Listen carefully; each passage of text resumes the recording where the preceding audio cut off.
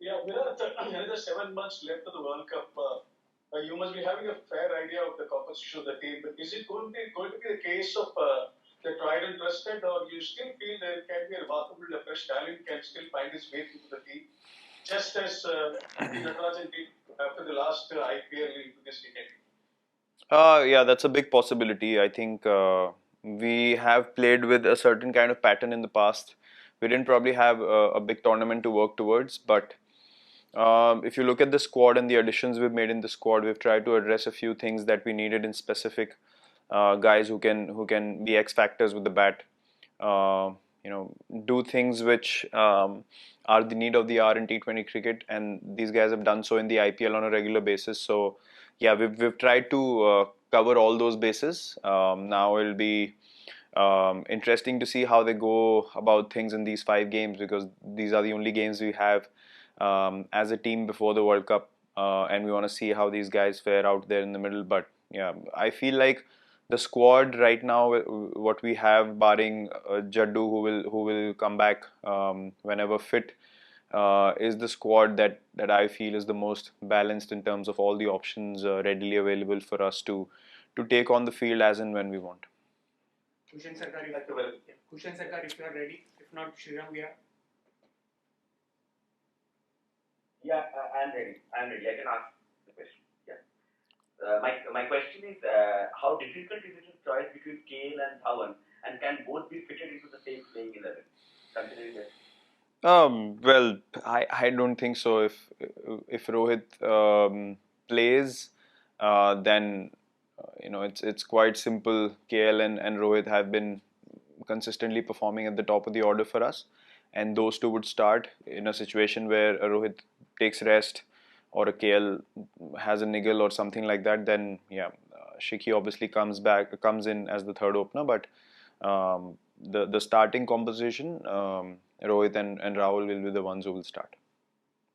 Yes, Shriram, we are. What's the decision on Ashwin? He's bowled really well in IPL, taken out top guys like Rohit, Gale, and even you. Is the door closed for him in T20? And secondly, are you a bit disappointed, if not angry, with someone disappointed rather someone like Varun Chakravarti for not getting the fitness right because he had time right from the end of the last IPL? Yeah, look, individuals have to understand and appreciate the kind of system that's been created for the Indian cricket team. We should operate at very high levels of fitness and skills. There's a reason why this is, the top of the ladder when it comes to playing cricket in our country. And yeah, you would obviously expect players to abide by what's required to be a part of Team India. And that there should not be any space for any compromise in that regard. Having said that, to answer your first question, Washington has been doing really well for us. So you cannot have two players of the same discipline, playing in one spot. So yeah, unless Washi has a drastically horrible season and things go south for him, I mean, the question has to be asked with some kind of logic as well.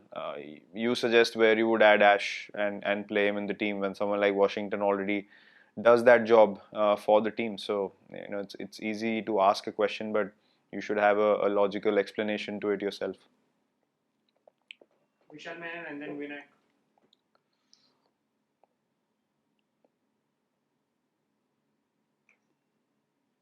Yes, Vishal.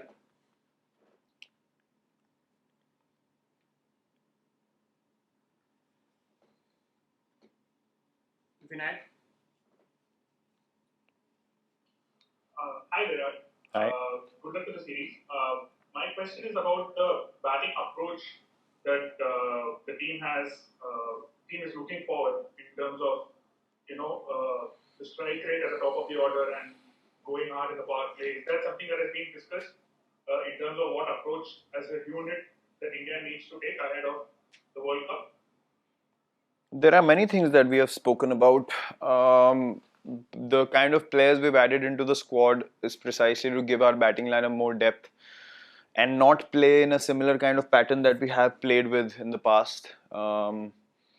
So we want to be a side that plays free cricket, not have any baggage of lack of depth, and one guy having to bat long enough to make sure that we get to a big total. We have explosive batsmen in the team now who can change the game at any stage, even if you're 2 or 3 wickets down, and that's exactly what we've tried to address picking this squad. So this time around, you'll see guys being a bit more free, a bit more expressive in terms of approaching the innings and playing more freely, not worried about whether we have enough batsmen to take care of things if we lose a couple of wickets early or not, which was the case before. To be honest, we didn't have enough depth in the batting to be able to play freely throughout the first 10 or 12 overs. But I see us being much more positive and free from this series onwards. We'll take last few questions from Stephen Sheville from the BBC. Hello, Virat. Both Josh Butler and Owen Morgan have said that India will be the favourites or the team to beat at the World Cup.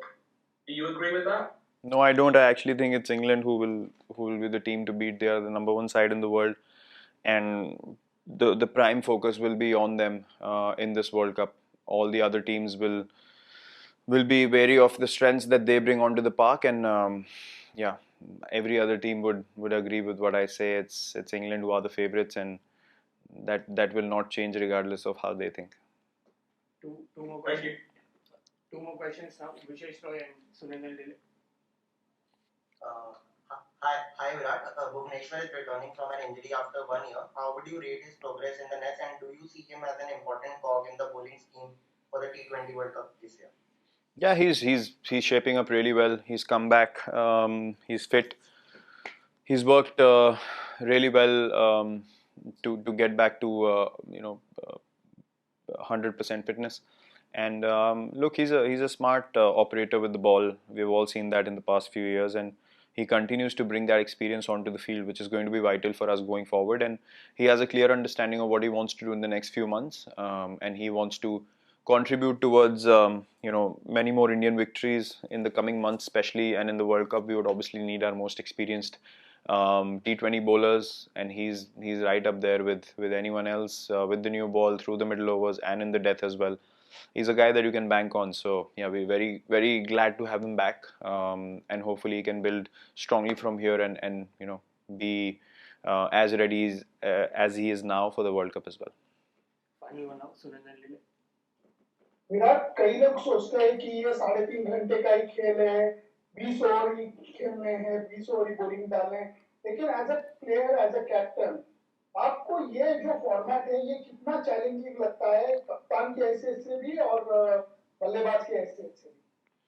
I think यहाँ पे sir जो planning और thinking on your feet जो बोलते हैं वो बहुत rapid तरीके से आगे बढ़ती है. तो मुझे ऐसा लगता है कि एक कप्तान को इस फॉर्मेट में सबसे ज़्यादा प्रिसाइसली चीज़ों को परखना, कौन से बॉलर्स कब लाना, इन सब चीज़ों को समझ के वो चेंजेस करना ज़रूरी होता है. और गेम इतनी जल्दी चेंज होती है कि आपको इतना समय नहीं मिलता है ज़्यादा चीज़ों के बारे में सोचने का. तो बहुत इंस्टिंक्टिव और बहुत ही फास्ट डिसीजन मेकिंग की ज़रूरत होती है यहाँ पे. और मुझे ऐसा लगता है कि T20 क्रिकेट में जितनी स्ट्रॉन्ग आपकी टीम है उतने ही स्ट्रॉन्ग आपके plans on the field execute होते हैं. बिकॉज जितना कम समय होता है गेम में, आपकी टीम की स्ट्रेंथ सबसे ज़्यादा निखर के बाहर आती है, बिकॉज कम टाइम होता है. तो अगर आपका प्लेइंग 11 इतना स्ट्रॉन्ग है कि वो किसी भी सिचुएशन को काउंटर कर पा रहे हैं, तो आप अपने प्लान सक्सेसफुली एग्जीक्यूट कर सकते हैं. बाकी गेम्स में क्या है कि टाइम होता है, आप पेशेंस से सिचुएशन से बाहर निकल सकते हैं. बट यहाँ पे स्किल और बिलीफ और पॉजिटिविटी हर मोमेंट में दिखाना ज़रूरी होता है. तो वही एक रीज़न है कि हमें ऑलमोस्ट 70% का हमारा सक्सेस रेट रहा है T20 क्रिकेट में भी. बट लास्ट 2 वर्ल्ड कप अगर आप देखें तो हम लोग एक बार फाइनल्स और एक बार सेमीफाइनल में रुक गए. तो हमारी कोशिश ये रहेगी कि हम बड़े टूर्नामेंट्स में लास्ट फाइनल हडल भी पार कर पाएँ, और हमारा यही एंडेवर रहेगा अब से T20 वर्ल्ड कप तक. Thank you. Thank you.